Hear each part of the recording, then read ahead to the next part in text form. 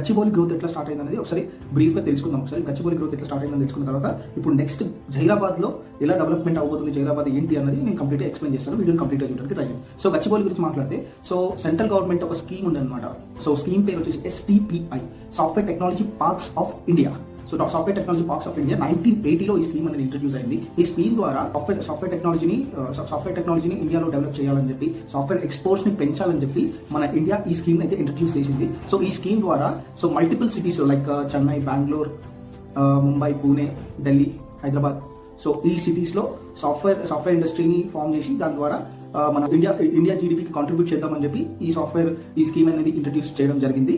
So ఈ scheme లో భాగంగా మన హైదరాబాద్ లో 1988లో సో హైటెక్ సిటీ అనేది ప్రపోజ్ చేయడం జరిగింది. సో హైటెక్ సిటీలో మనకు ఫస్ట్ హైటెక్ సైబర్ టవర్స్ వచ్చేసి 1998లో అటల్ బిహారీ వాజ్పేయి గారి ద్వారా ఈ సైబర్ టవర్స్ అయితే